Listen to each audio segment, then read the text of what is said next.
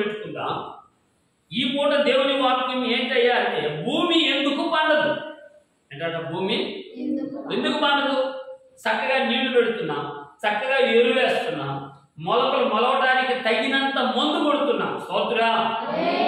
ఇంకా భూమిని కూడా పరిశోధిస్తున్నాం, పరిశీలనకు తీసుకెళ్తున్నాం, చెక్ చేపిస్తున్నాం. పండుతుందా పండదా, ఇక్కడ బిల్డింగ్ కట్టొచ్చా కట్టకూడదు, ఇక్కడ ఈ తోట వేయచ్చా వేయకూడదు, ఏది కూడా మనం చెక్ చేస్తున్నాం. అయితే ఎందుకు భూమి పండట్లేదు ఈ మాట మనం జ్ఞాపకం చేసుకున్నాం. చూడండి దేవుని పరిశుద్ధ గ్రంథం ఆదికాండ గ్రంథము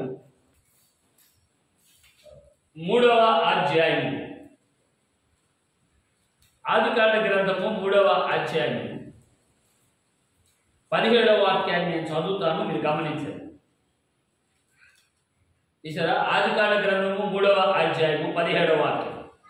ఆయన ఆదాముతో, నీవు నీ భార్య మాట విని తినవద్దని నేను నీకు ఆజ్ఞాపించిన వృక్షఫలము తింటివి కనుక నీ నిమిత్తము నేల శపింపబడి ఉన్నది. ప్రయాసతోనే నీవు బ్రతుకు దినములన్నీ దాని పంట తిందువు. అది ముళ్ళ తుప్పులను గచ్చ పొదలను నీకు మొలిపించును అన్నమాట మనం చదువుతున్నాం. హల్లెలూయా. మన పితరుడైన ఆదాము ఒక చిన్న, మీరు అనుకోండి, బాగా ఆలోచించండి, ఓ చిన్న పొరపాటు, ఆ పొరపాటు ద్వారా నేల అని రాయబడింది. నేల అంటే భూమే కదా, ఏంటంటే నేల అంటే భూమి శపించబడింది అని మీరు బాగా గమనించాలి. దేవుడు ఎంత ప్రేమామూర్తి అంటే మనం మన బిడ్డని ఎలా గద్దించి ప్రేమిస్తామో, మనం అలా గద్దించి ప్రేమించే దానికంటే 1000 రెట్లు ఎక్కువ ప్రేమిస్తాడు మానవుడిని. స్తోత్రా.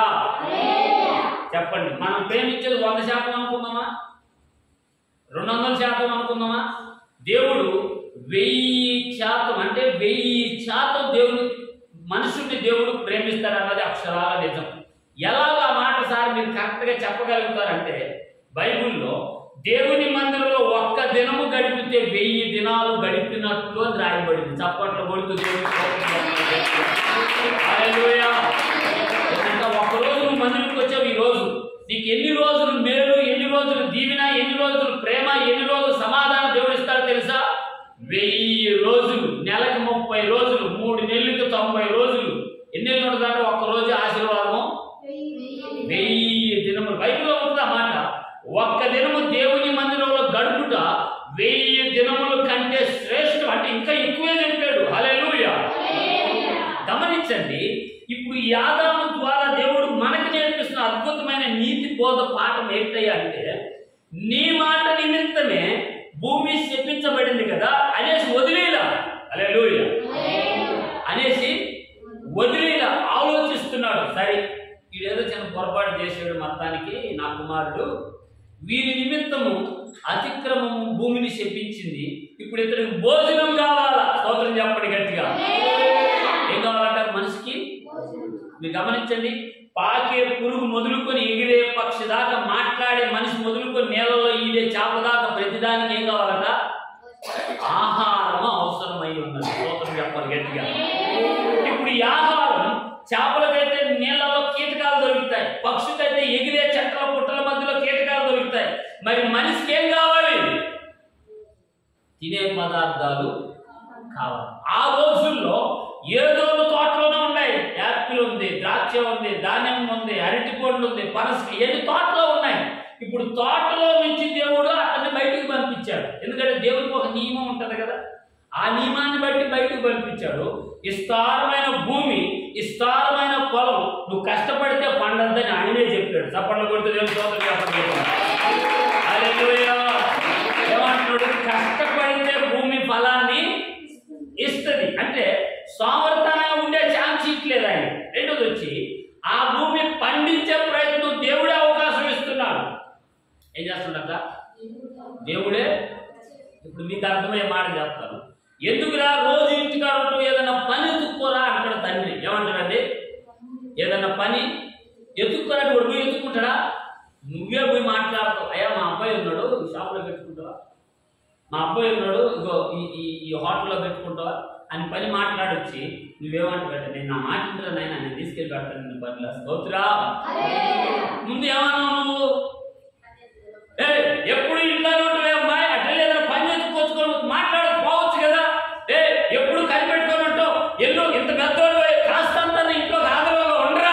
ఇలా పని చేయి అంటావు. వాడికి ఏం తెలిసి పూజ చేస్తాడు? చేస్తాడా? ఎవరు పెడతారు తీసుకెళ్ళి? తండ్రియే కుమారుని తీసుకెళ్లి పనిలో పెడతాడు. తండ్రియే కుమారుని తీసుకుపోయి పనిలో హల్లెలూయా తోటలో నుంచి పోరా, నువ్వు పొరపాటు చేసావు, కొట్టు దెబ్బ పో బయటికి తోలేసేవి కానీ ఆలోచిస్తుంది నా కొడుకు ఎక్కడ బతుకుతాడు, ఈ బిడ్డ ఎక్కడ బతుకుతుంది? తప్పనుకోబాకు, నీ నా కొడుకు అంటే వాళ్ళు ఏమంటారు? నా కొడుకు ఎక్కడ బతకాలి, ఇది మాట.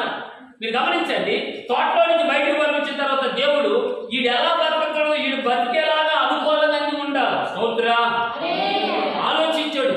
దేవుడే చెప్పాడు కదా, అబ్బాయి నీ నిమిత్తం శిప్పించబడింది, నువ్వే చేసిన మొలవుతుంది, ముళ్ళు మొలిపిస్తుంది, పొదలు మలుస్తాయి అంటే దేవుడు కరుణామయుడు అనటానికి అద్భుతమైన కృపగల దేవునికి ఆధారాలు ఉన్నాయి. స్తోత్రా పంపించేసి విడిచిపెట్టేలా, పంపించేసి వదిలేలా, ఒక మనిషి అతిక్రమం అని చెప్పి బయటికి వెళ్ళి నాకు ఆలోచిస్తున్నాడు, వీడికి ఆహారం కావాలి. ఇక్కడంటే కాయోగారంలో తిని బతికేశాడు, బయటికి వెళ్ళాడు కదా ఈ సేద్యం చేసుకోవాలి అని నదులను కలుగు చేశాడు. చప్పట్లు కొడుతూ దేవునికి స్తోత్రం చేస్తాడు.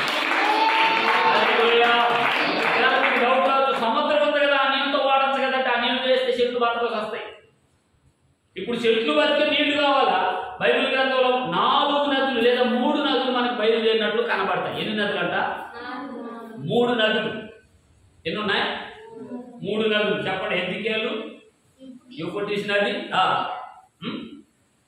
ఇంకోటి ఇట్లా 3 నదులు బైబిల్ గ్రంథంలో మనకు కనబడతాయి. ఇప్పుడు ఈ నదులు దేనికయ్యా అంటే ఏదో తోట తడపడానికే కాకుండా మరి ఆదాము పొలం దున్ని సేద్యం చేసుకోవడానికి పొలానికి తగిన సమృద్ధి నీళ్లను పంపుతున్నాడు. స్తోత్రం చెప్పాలి ఒకసారి గట్టిగా. ఈ మాటలో మనం ఆలోచిస్తూ ఉంటే ఈ శాపము భూమిని ఎలా శపించింది, ఇది కావాలి మనకి. స్తోత్రం చెప్పండి. ఆదాము ద్వారా వచ్చిన శాపము భూమిని ఎలా శపించింది, ఏ రీతిగా శక్తికరంగా మారింది చదువు మాట. అదే ఆదికాండ గ్రంథము 5వ అధ్యాయము, అదే ఆదికాండము 4వ అధ్యాయము 12వ వాక్యం చదవండి. 4:12.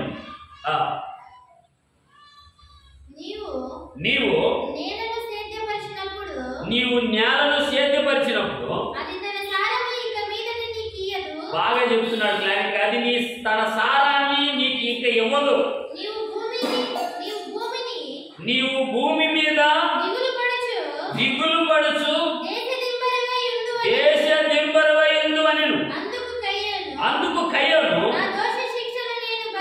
నా దోష శిక్ష నేను భరింపలేనంత గొప్పది, నేడు వెలగొట్టివి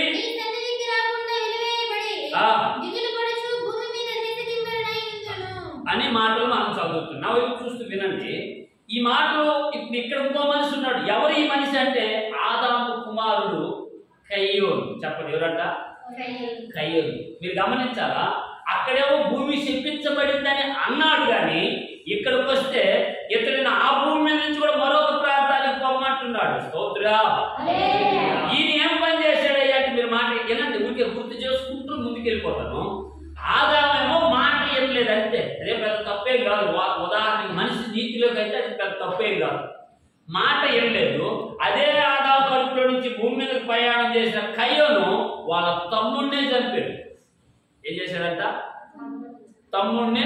అప్పుడు దాకా భూమి మీద 7 లక్షల ప్రజలు లేరు కానీ మహా అయితే 4-3 ఉన్నారు.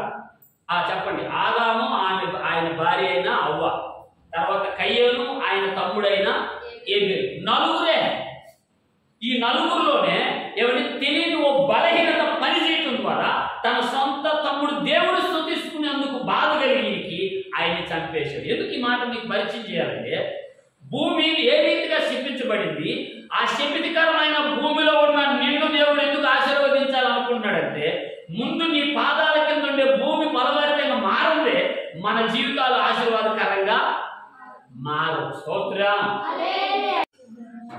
స్తోత్రము నాయన మహాపరిశుద్ధుడా జీవాధిపతి అయిన మా తండ్రి వందనాలు ప్రభా.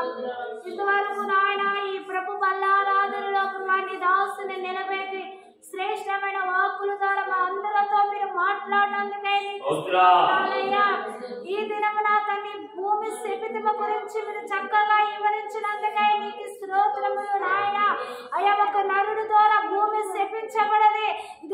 కష్టము చేసుకుని దాని ఫలము తినాలని ప్రభా చక్కగా మీరు మాట్లాడినందుకే నీకు స్తోత్రములు నాయన. శపించబడినటువంటి ఈ భూమిని ఇదిగో నేను ఆశీర్వదిస్తున్నాను. ఇదిగో అందరూ ఫలభరితముగా ఆశీర్వాదకరంగా ఉండాలని భూమితో మీరు మాట్లాడినందుకే నీకు స్తోత్రములు చెల్లిస్తున్నాం ప్రభా. అయ్యా మీరు మాట్లాడినందుకే నీకు వందనాలు చెల్లిస్తున్నాము నాయన. చక్కగా మేము ఈ భూమి మీద సమాధానం కలిగి ఉండాలని భూమికి మీరు ఆజ్ఞాయించినందుకే నీకు వందనాలు చెల్లిస్తున్నాం అయ్యా. భూమి మీద నీకు ఇష్టమైన ప్రజల మీద నేను సమాధానం నిలుపుతూ అన్నావు. వాక్యమైన ప్రతి వారి మీద సమాధానం నేను నిలుపుతానన్నావు నాయన. అయ్యా కుటుంబం అనబడినట్టు నా తండ్రి, పొలముల నా తండ్రి, ప్రతి ఒక్కరు నా తండ్రి a whole smiley fraud. They has the new what is joy. They has the updated fraud and is what is నా తండ్రి నీకు వందనాలు చెల్లిస్తుండగా ఇంతవరకు వాక్యమును బోధించినట్టు నీ దాసుని ఇంకా బలపరిచి శ్రేష్టమైన వాక్కులు తన హృదయాంతముల పెదవులపై మీరు ఇంకా బలపరితమైన మాటలు మీరు అందించమని కూడా ప్రార్థిస్తున్నా. వాక్యం విన్న ప్రతి వారు హృదయంలో వాక్యమును నీరు కట్టి ఫలింపచేసి ప్రతి కుటుంబాన్ని భూమి మీద నీకు ఇష్టమైన ప్రతి ప్రజల సమాధానము కలగచేయమని యేసుక్రీస్తు నామములో ప్రార్థించి అడిగి వేడుకొని నీ కృప పొంది ఉన్నాము. వాక్యమైన ప్రతి వారు హృదయాలు నీరు కట్టి ఫలింపచేయమని అడుగుచున్నాము తండ్రి. ఆమేన్.